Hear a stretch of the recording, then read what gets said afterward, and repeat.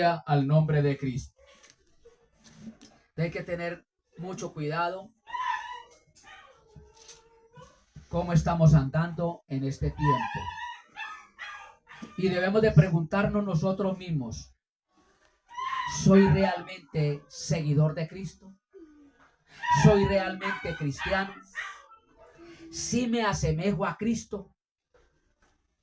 ¿Sí estoy siguiendo las pisadas de Cristo? El apóstol Pedro lo dijo muy claro, que debemos de seguir las pisadas de Cristo. Si estamos siguiendo las pisadas de Cristo, si estamos pisando donde Cristo ha pisado, si estamos padeciendo lo que Cristo ha padecido, porque debemos de asemejarnos a Él en sus padecimientos, en sus sufrimientos, que cuando lo insultaban, cuando lo trataban mal, Él no se defendía. ¿Qué sería de usted?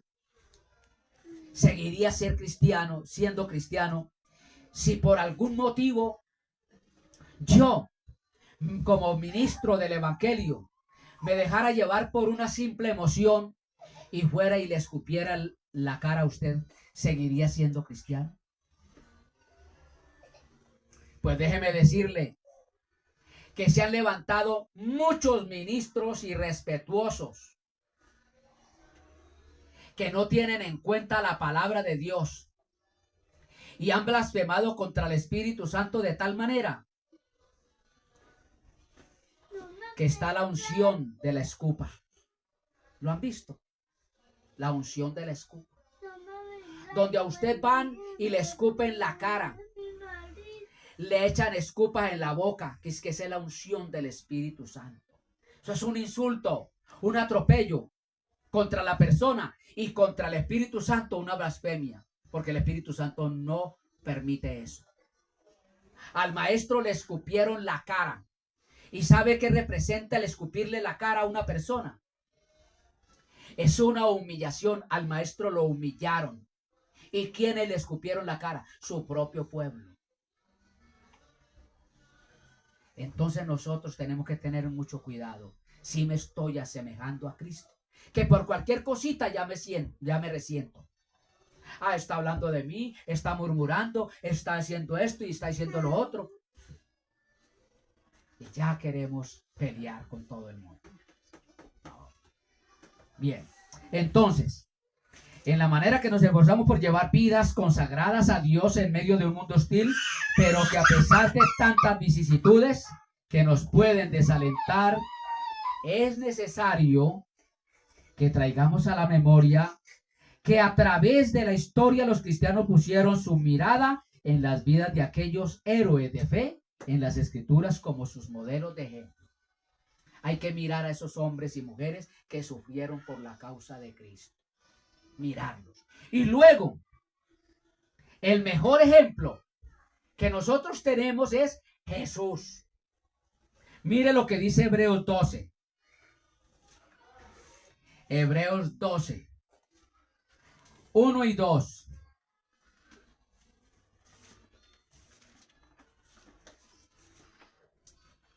Hebreos 12, 1 y 2.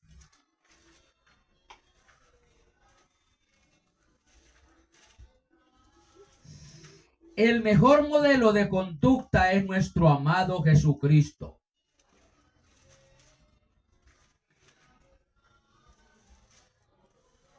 Pues el consejo supremo que nos da la palabra es, ¿qué nos dice ahí? Puesto los ojos en Jesús. Amén. Mire lo que dice esta versión. Por tanto, también nosotros, que estamos rodeados de una multitud tan grande de testigos,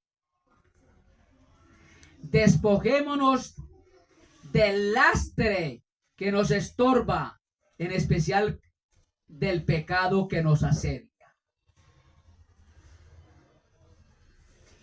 Mire, amados,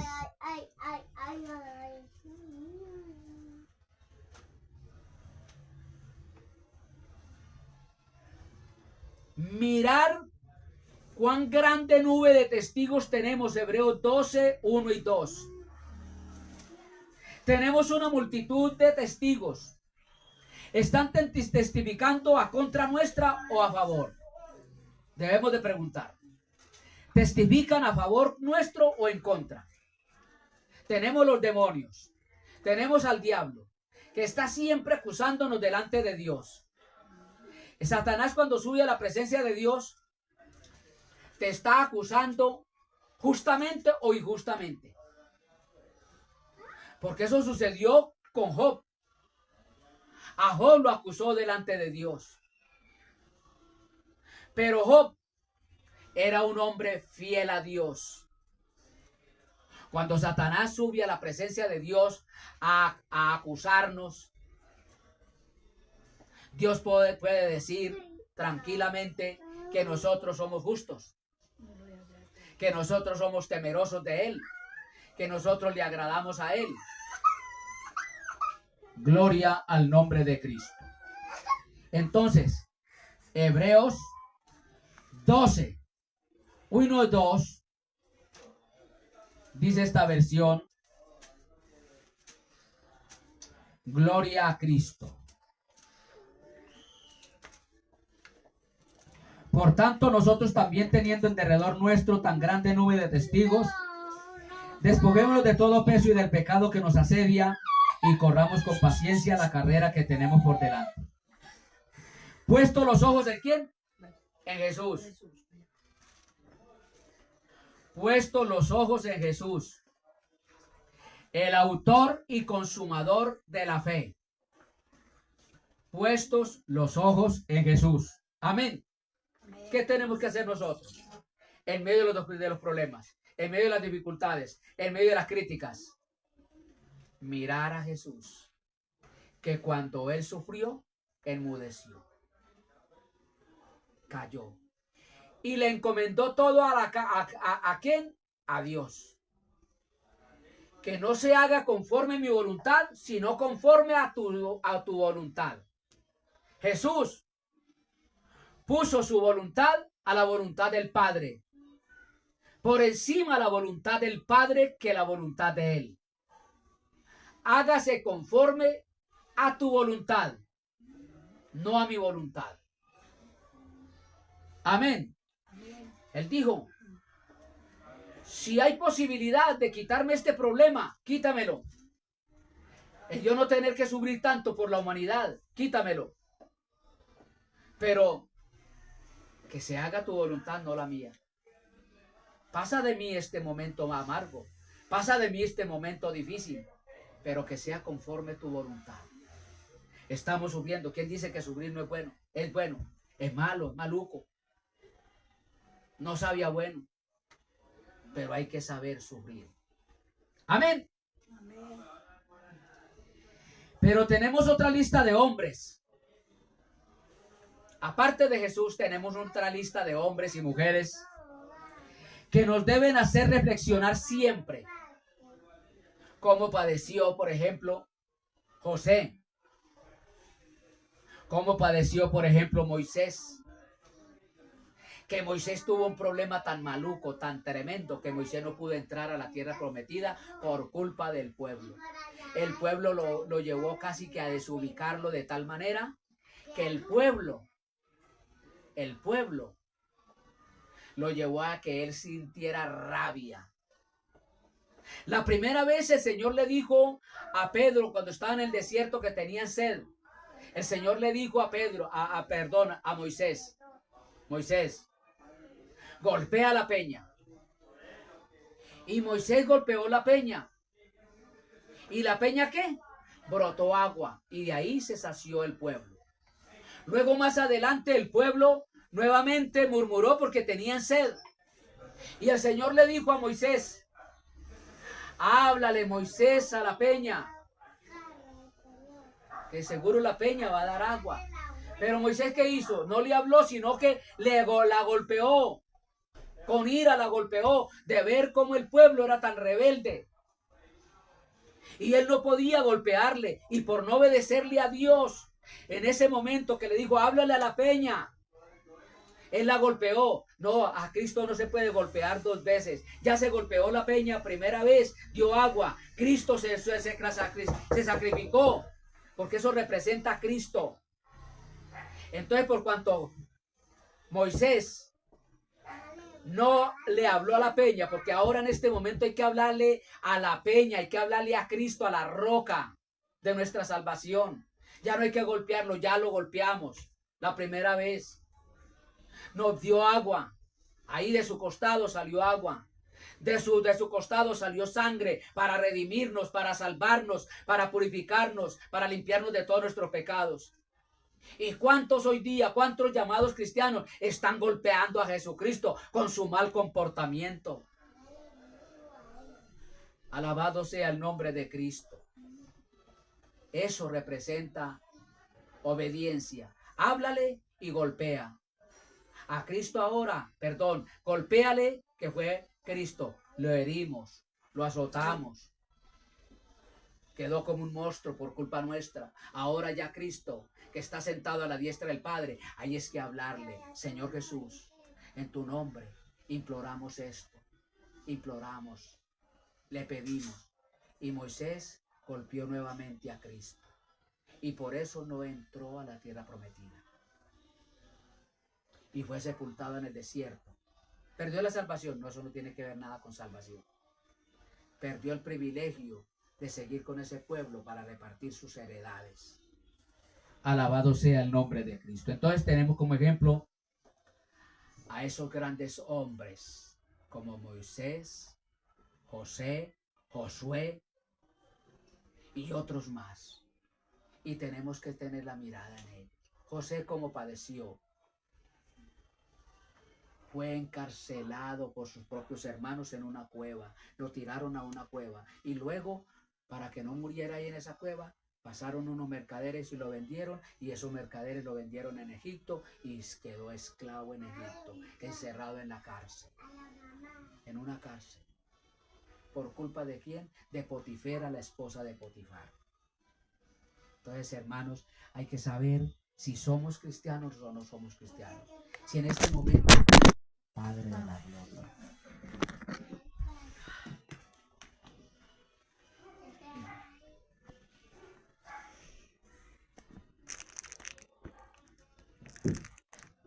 gloria a Dios.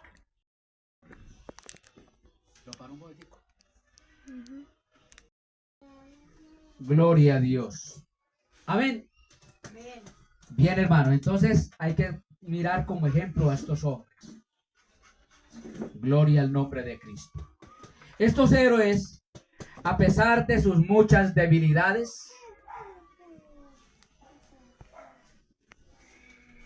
vencieron. Amén.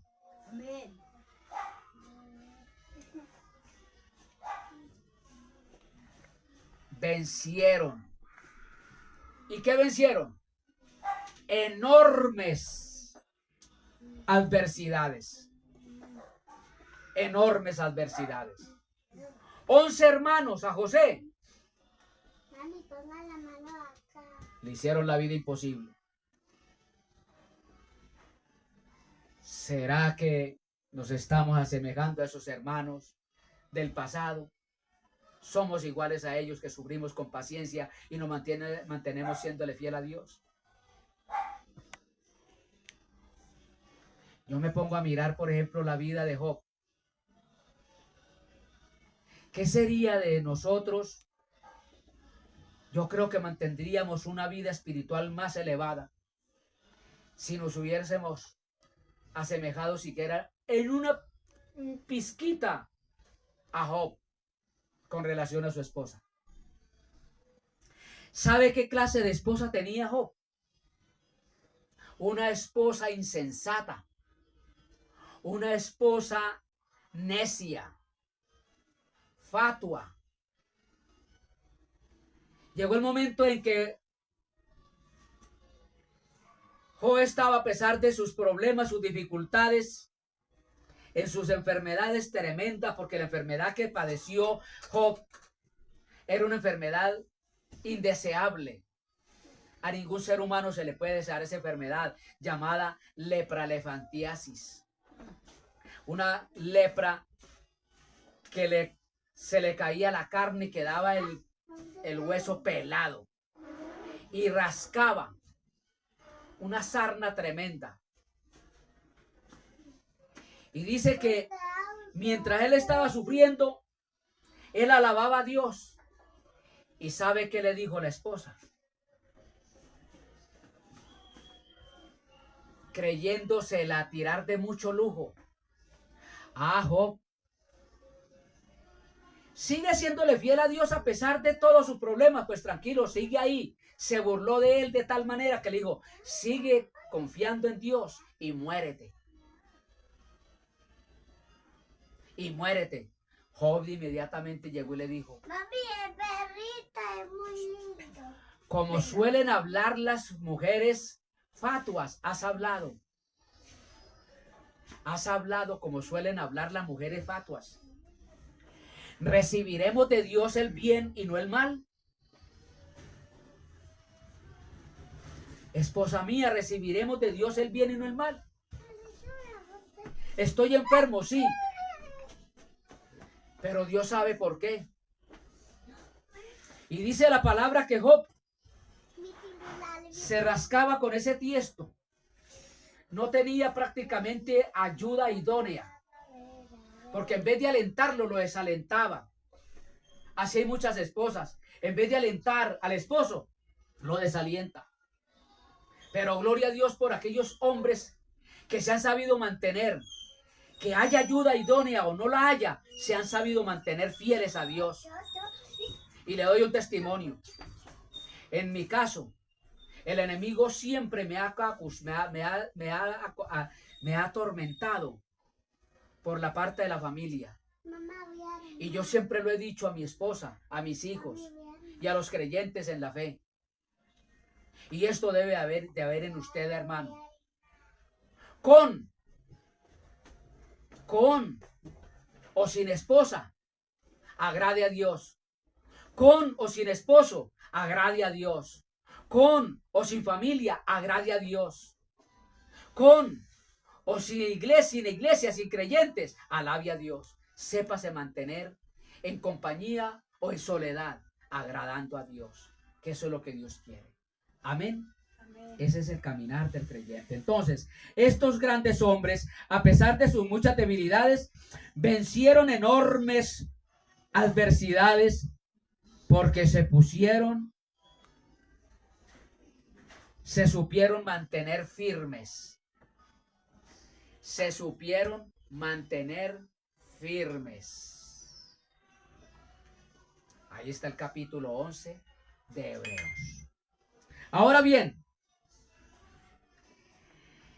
todos mis amados hermanos deben de tener en cuenta que lo que moldeó o perfeccionó, porque déjeme decirle que lo moldea a usted, lo que lo hace que se baje de un poquito de tono y se humille más, son los problemas, son las dificultades, son las pruebas.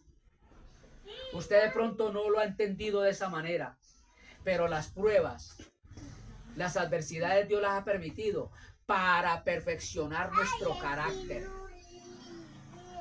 Para perfeccionar nuestro carácter. Oiga bien, debemos de tener en cuenta que lo que moldeó, perfeccionó el carácter de estas personas fue el poder del sufrimiento. El poder del sufrimiento fue lo que mantuvo a esos hombres ahí en la estatura, en el nivel que Dios quiere que estemos en su presencia. El sufrimiento moldeó, perfeccionó a estos hombres. Ahí tenemos al primer mártir de la iglesia cristiana. El primer mártir de la iglesia cristiana. Y más de uno pensará que el primer mártir de la iglesia, de la primera iglesia cristiana, fue un predicador, un pastor, un apóstol. No, fue un simple servidor de viudas. un sirviente, fue lo que mantuvo fiel ahí,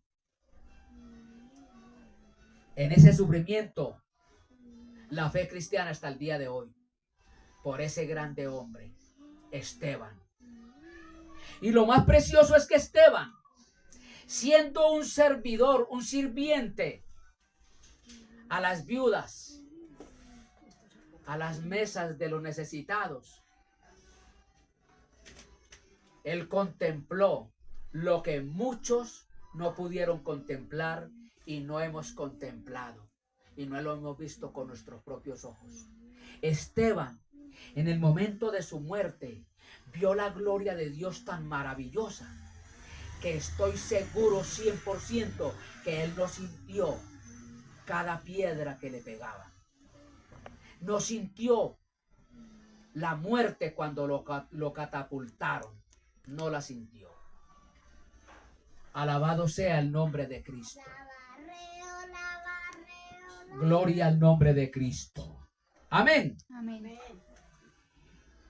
El primer mártir cristiano. Amén. Analizando el plan estratégico de Dios, porque es un plan de Dios. Dios todo lo lleva con estrategia. Todo Dios lo tiene programado. Yo no sé el programa de Dios con mi vida, el por qué yo estoy aquí y con ustedes, no sé. Empezamos un gran grupo en esta misión y llegó al punto en que llegó a haber en ese sitio 45 miembros y luego se redujo hasta llegar a quedar casi en cero. Y se me vino una catapulta sobre mi vida, una tormenta sobre mi vida. Y yo ahí perseverando. Me tocó hacer correctivos que me dolieron. No sé cuál es el plan estratégico de Dios con mi vida. Vienen críticas, murmuraciones, me han criticado, me han murmurado, pero Dios me ha mantenido ahí de pie, en su presencia. Y nunca en mi vida ha habido el deseo a renunciar a este caminar. Yo nunca busqué un ministerio. Dios sabe que yo no le dije al Señor, quiero ser pastor, quiero ser predicador. No. Lo único que yo le decía en mi secreto, allá en el secreto con Dios, es: Señor, yo quiero serte fiel a ti hasta la muerte. Ayúdame a serte fiel. Dame amor para contigo. Enséñame a amarte. Enséñame a respetarte. Enséñame a cuidarme para ti. Es lo único que yo le decía al Señor. Pero Dios me tiene sirviéndole en este trabajo. No sé por qué. No lo entiendo. Pero solo sé que Dios fue el que me llamó. Han habido críticas que no me nombró Dios, que no me llamó Dios, me importa un bledo. Que me llamaron o me nombraron fueron demonios. 2 demonios fueron los que me nombraron pastor. Me importa un bledo eso, lo que digan otros. Porque el que lo dice es peor que la aseveración que está dando. Una acusación que solo a Dios le va a poner el tate quieto a ese sinvergüenza, inmoral, hijo del diablo, que sabe quién es. Y esta predicación le llega a él. Nunca busqué ministerio. Busqué agradar a Dios. Y aquí estoy agradando a Dios.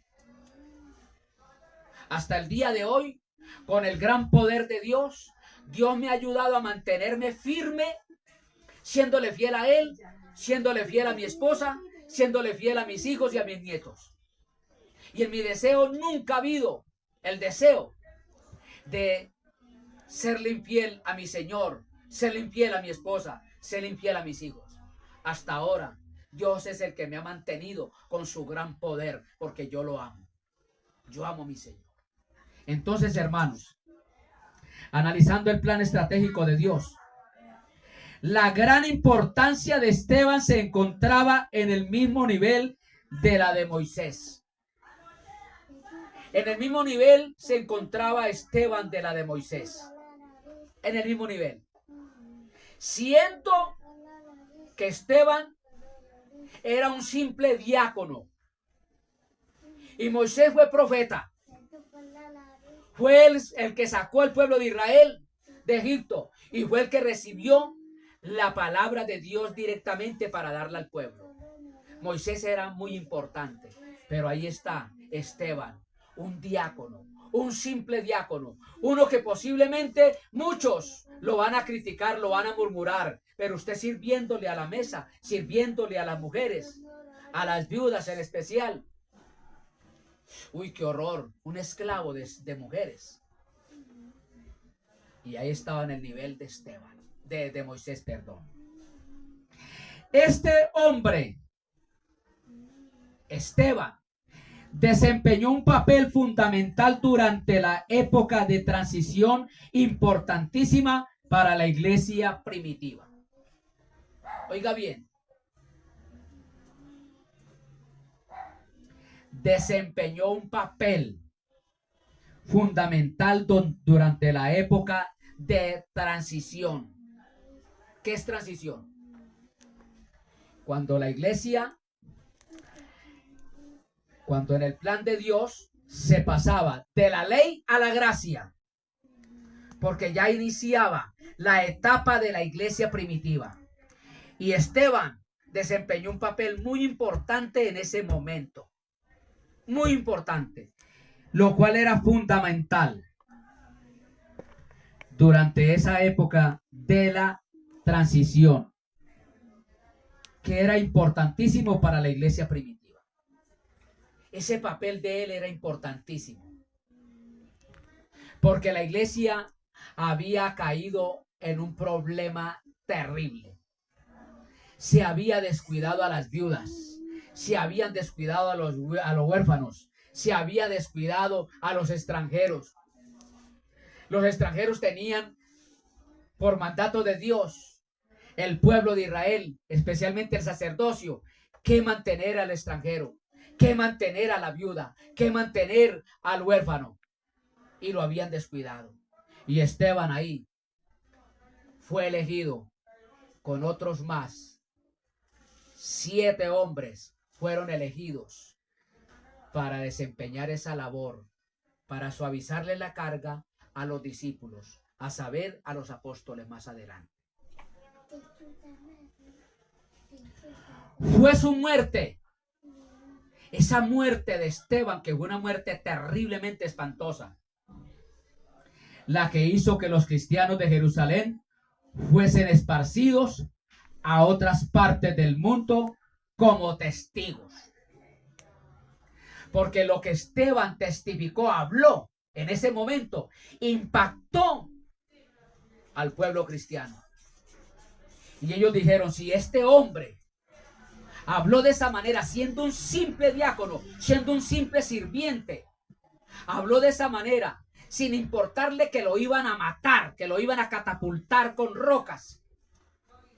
Esto es que hay que hacer algo. Y el pueblo, los creyentes de ese entonces se sacudieron. Es necesario, yo le he dicho a Dios, es necesario que aquí en nuestro país de Colombia, para que haya un despertar de espíritu, para que haya una evangelización verdadera de parte de Dios para este pueblo colombiano, es necesario que haya un mártir, que haya un derramamiento de sangre al pueblo cristiano, porque el pueblo cristiano no es sino cristiano de labios, de palabra, pero no de hechos. De hechos no hay nada. La mayoría de los que ya ejercen dizque el pastorado no van sino por la lana, la leche y la carne de las ovejas. No están pendientes sino en cómo buscar comodidades para ellos. Pastorado de plata, de dinero, de casas lujosas, de carros, sus buenos carros. Vamos a mirarlos. Ahí están. Pastores que no saben ni siquiera cuánta plata tienen. Porque han explotado al pueblo tanto con sus diezmos, con quitarle el diezmo al creyente. Le están robando a los creyentes. Cuando el diezmo no es para la iglesia cristiana. Y si fuera para la iglesia cristiana, con mucho gusto yo lo haría. Pero no me enriquecería yo, sino que repartiría esa plata con otro, porque yo trabajo con mi frente para mantener mi esposa y mis hijos. Nunca me he valido de dinero alguno de los demás para mantener mi hogar. Y eso es lo que dice la palabra. Alabado sea el nombre del Señor. Entonces estos creyentes se abrieron paso por todo el mundo. Desde entonces, a predicar la palabra. Y donde quiera que llegaba un creyente, por eso ahí está la iglesia. Mira una de las iglesias de la iglesia primitiva, que eran poquitos miembros, pero fue la iglesia más fiel. Y lo cual tenemos la promesa hasta el día de hoy, que es la iglesia de Filadelfia. Iglesia donde habían poquitos miembros, pero había un amor por Dios tan tremendo y un amor por las almas, que ellos se convertían a Cristo y hablaban de verdad la palabra del Señor, y los césares se estremecían, los emperadores se estremecían. ¿Cómo es posible que estos creyentes van a revolucionar este lugar? Y los mataban. Pero esa sangre de esos creyentes, una gota de sangre que caía al suelo por un creyente que moría, nacían 8, 10. Se iba multiplicando la iglesia, iba creciendo la iglesia. Gloria al nombre del Señor. Sea bendito el nombre de Cristo. Su ministerio, que está escrito en el capítulo 6 y capítulo 7 del libro de los Hechos. Antes de su muerte, también fue crucial el ministerio de Esteban. Antes de su muerte fue crucial. Su muerte fue maravilloso porque, mejor dicho, hubo un avivamiento, un despertar para el pueblo cristiano. Ese ministerio de él, hermano, bastó para revolucionar en ese momento ese mundo. La pregunta mía, pastor, la gente está siendo impactada por la labor que usted está llevando a cabo, o te están criticando porque eres un vivacho.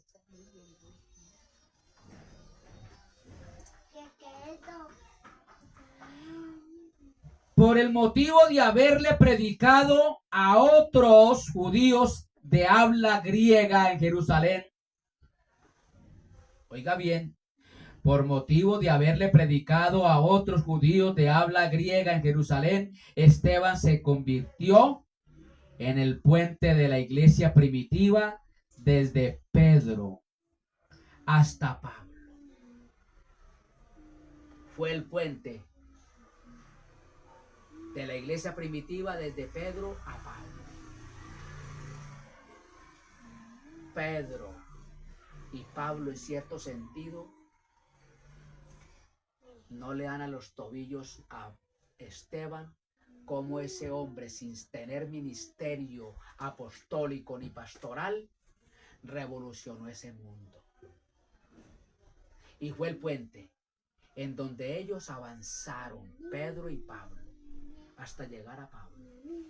Porque por Esteban, el asesino, el criminal de Saulo de Tarso, llamado posteriormente Pablo, se convirtió a Cristo.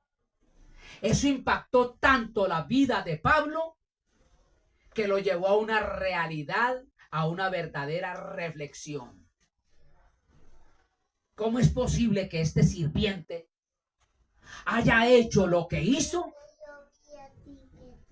y no Pedro, y no aquel apóstol, y no aquel otro? Eso lo llevó a reflexionar. Gloria al nombre de Cristo. Sea bendito el nombre de Cristo. A Dios todo honor y toda gloria. Fue el puente del apóstol Pedro hasta Pablo para llegar a los gentiles. Esteban fue realmente el medio de la transición entre la evangelización de Jerusalén y la evangelización del mundo. Fue el medio de la transición de la evangelización, alabado sea el Señor, de la transición de Jerusalén y la evangelización del mundo. La transición de la evangelización de Jerusalén y la evangelización del mundo. Ahí fue el medio. Aquí está. Se evangeliza a los gentiles y se evangeliza a los judíos. Fue el medio. Esteban no solamente fue un poderoso evangelista, sino que también fue un acérrimo defensor de la fe cristiana que haya servido a la iglesia primitiva. Acérrimo defensor. Él se paró y le habló a los judíos.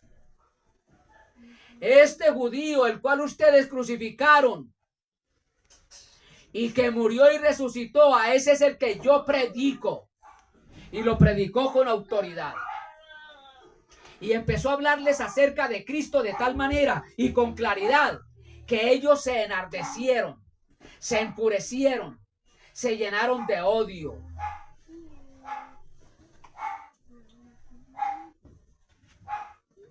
Gloria al nombre de Cristo. Entonces, Esteban fue realmente el medio de la transición entre la evangelización de Jerusalén y la evangelización del mundo. Esteban no solamente fue un poderoso evangelista, sino que también fue un acérrimo defensor de la fe cristiana que haya servido a la iglesia. No ha habido ningún otro que haya servido en defensa del evangelio como Esteban, ni aún Pablo. Y Pablo es llamado el apóstol de los apóstoles. Lógico que Esteban en cierto sentido no le va a los tobillos a Pablo, porque hasta donde llegó Pablo y enfrentarse a las leyes romanas se necesitaba la intervención divina.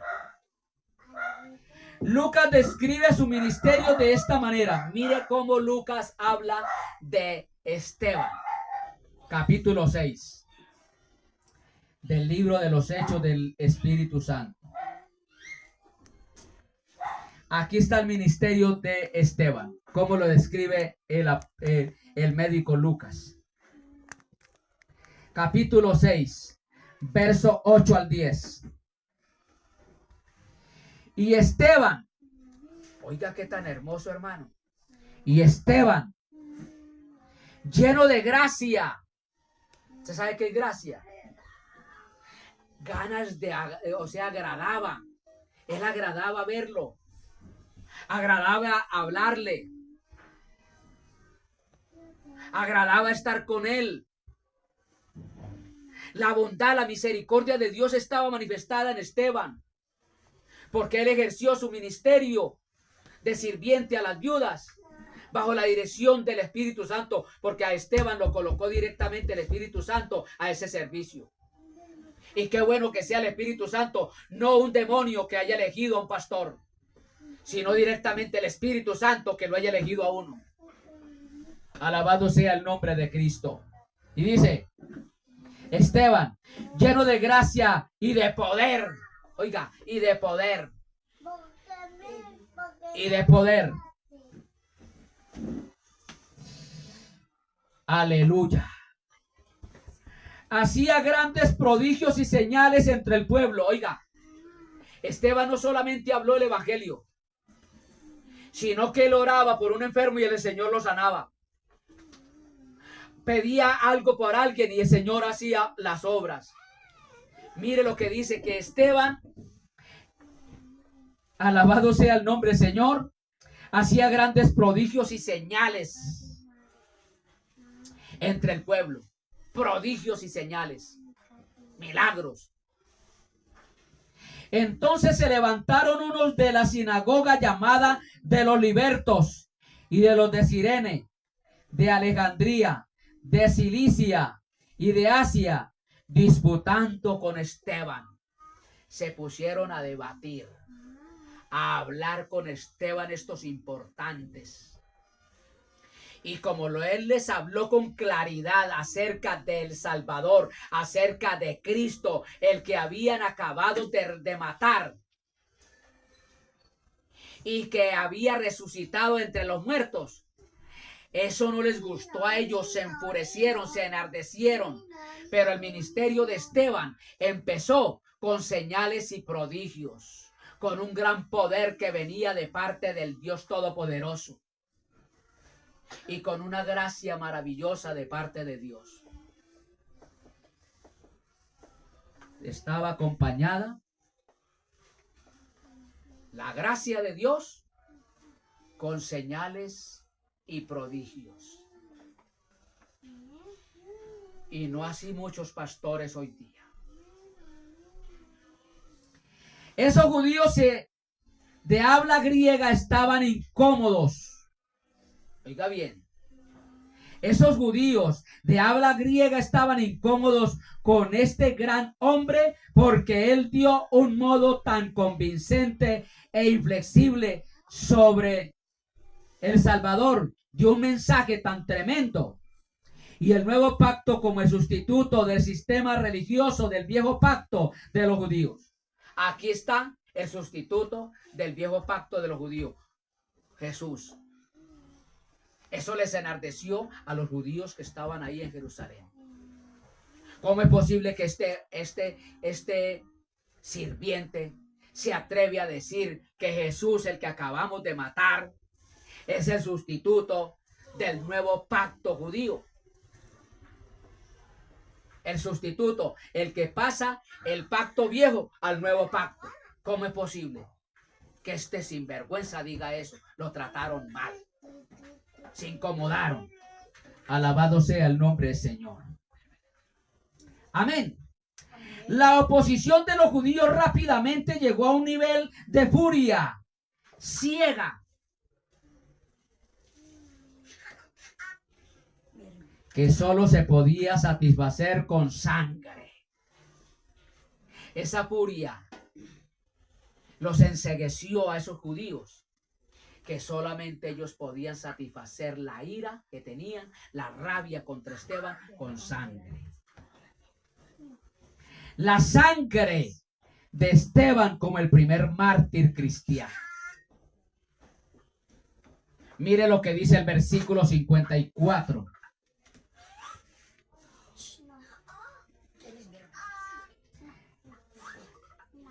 No, leámoslo del versículo 51 al 57, sí.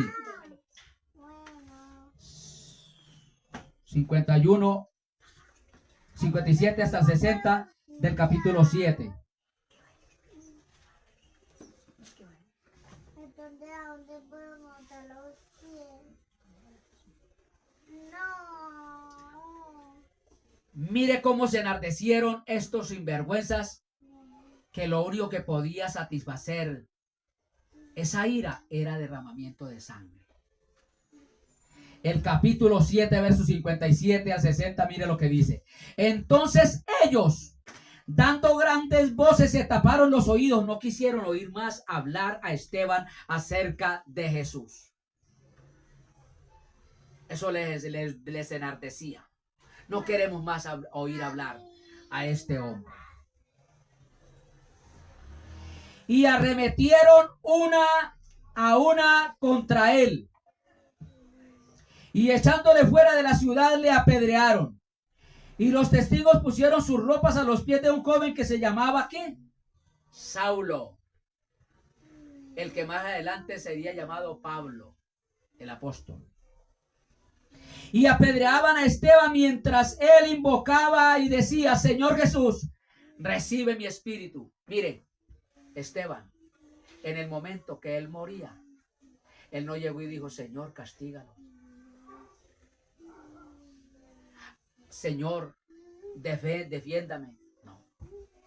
Solamente dijo: recibe mi espíritu.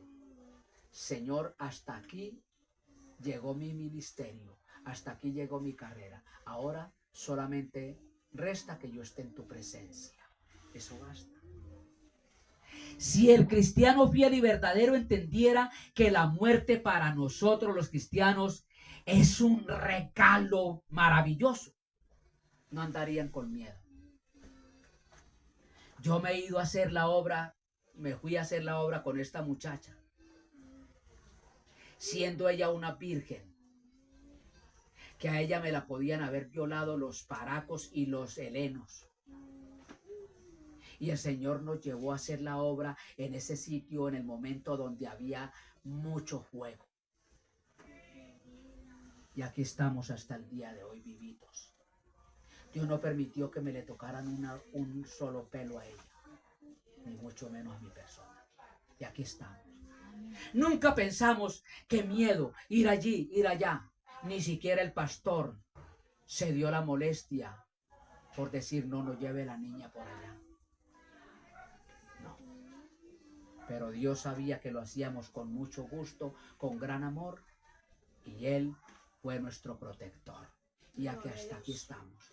Y hoy día, allá hay 3 iglesias, si ustedes no sabían, hay 3 iglesias por el sacrificio de nosotros.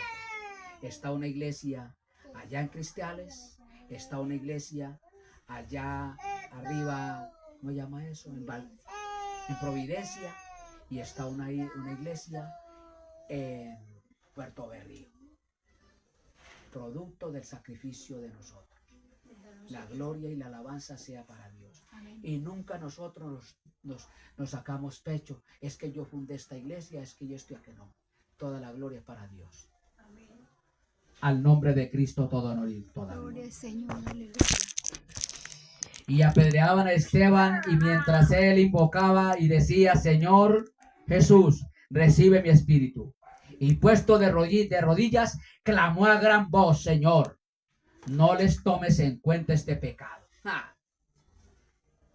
Me están matando, Señor. Mire, que están cometiendo un pecado. No. Oró para que Dios no les tuviera en cuenta ese pecado. Y esa es la misma oración que hizo Cristo. Señor, perdónale porque no saben lo que hacen. Igualitica la oración de Jesús fue la de Esteban. Señor, no les tomes en cuenta este pecado. Y habiendo dicho esto, durmió. ¿Cómo nos parecemos nosotros a Esteban? ¿Sí o no? Bien. Voy a terminar esta parte aquí y concluiremos en el próximo segmento, si Dios todavía no ha venido por la iglesia, que ojalá así sea. Mira lo que dice. Para los cristianos de hoy día, el ministerio relativamente corto de este mártir constituye en sí una inspiración. Oiga, para usted, ministro, pastor, que en realidad ama las almas, esto debe inspirarte. El ministerio y la muerte de Esteban debe de inspirarnos a los verdaderos cristianos. Nos debe inspirar. Nos debe motivar a que reflexionemos. ¿Qué estoy haciendo? ¿En realidad estoy trabajando para Dios a beneficio de las almas? ¿O estoy trabajando supuestamente para Dios para beneficiarme en lo personal? Porque lamentablemente muchos están beneficiando es ellos. Ellos. Alabado sea el nombre del Señor. Entonces, para los cristianos de hoy día, el ministerio relativamente corto de este mártir constituye en sí una inspiración. Nos debe motivar a una entrega total a nuestro amado Salvador Jesucristo. Nos debe motivar. Esteban, su ministerio y su muerte nos debe motivar a amar más a Dios. Porque Él murió. Porque amaba al Señor y amaba las almas. Murió con satisfacción, murió con gozo, sin importar quién lo iba a matar. Y oró por los que lo mataban. Oró por los que le daban muerte.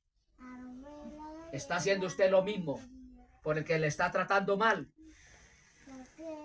Alabado sea el nombre del Señor. Eso nos debe motivar a una entrega total a nuestro amado Salvador Jesucristo y amarle entrañablemente. Su excelencia como modelo de conducta se mostró primordialmente mediante su muerte. Su modelo, oiga bien, su excelencia como modelo de conducta se mostró primordialmente mediante su muerte. Aquí estoy, soy un verdadero cristiano porque me asemejo en la muerte de Cristo. Cristo murió por los otros y yo muero por la causa de Cristo. Yo sigo el dechado de Cristo. Padezco por Cristo, por las almas. Alabado sea el nombre de Cristo. Yo por aquí le predico a las almas. Es porque los amo. Y oro por los habitantes de la isla, porque les amo. Y no importa que me critiquen, no importa que me murmuren. Pero no me beneficio personalmente, sino que quiero el beneficio espiritual para ellos. Quiero lo mejor para los de la isla. Alabado sea el nombre, Señor. Y todos los habitantes de la isla, que Dios los bendiga, trayéndole salvación y vida eterna a cada padre, a cada madre, a cada hijo, a cada hija. Que Dios bendiga a cada padre de familia, a cada esposo y a cada esposa. Alabado sea el nombre de Cristo. Sea bendito el nombre de Cristo. Aprenderemos muchísimo de su carácter bien forjado cuando analizamos cómo respondió al verse confrontado por la persecución y muerte violenta. Vamos a aprender en esa parte. Vamos a aprender. Aprenderemos muchísimo de su carácter, de lo que a él lo mantuvo firme, de tal manera que lo llevó a la muerte. Lo mantuvo firme. Firme. Alabado sea el nombre, Señor. De ahí vamos a aprender cómo respondió al verse confrontado por la persecución y muerte violenta. Amén. Él, desinteresada y valientemente hizo lo correcto y proclamó la verdad a pesar de las consecuencias y una consecuencia de muerte. Él, desinteresada y valientemente. ¿De qué lo beneficiaría a él en la parte humana el padecer como padeció, el morir como murió? De nada. Pero se benefició en lo espiritual porque Dios lo coronó de gloria. Ahí dejamos esa parte. El favor de Dios en el sufrimiento. Mire que es un favor de Dios cuando sufrimos por su causa. A mí me han echado escupa en la cara por predicar la palabra. A mí me han insultado por predicar la palabra. A mí me frentearon esos delincuentes hace años por predicar la palabra. No me querían volver a ver en Picacho. Y esta muchacha y mi persona fuimos los únicos que más llenamos de evangelio ese lugar de arriba. Porque incluso a las 3 de la mañana me madrugaba con ellos a orar para que Dios tuviera misericordia de Medellín y de este país, de Bello, para que cesara la violencia y salvara las almas. Y ni el pastor nos acompañaba en la oración. Y ahí estábamos nosotros orando. Y hoy vemos el fruto del esfuerzo. A Dios sea todo honor y toda gloria. Todo lo hacemos porque amamos a Dios y amamos las almas. Así de que, amados, vamos a aprender mucho de esta parte en el próximo segmento, si el Señor todavía no ha venido por la iglesia. Y ojalá así sea. Dios les bendiga. Padre Santo que estás en gloria.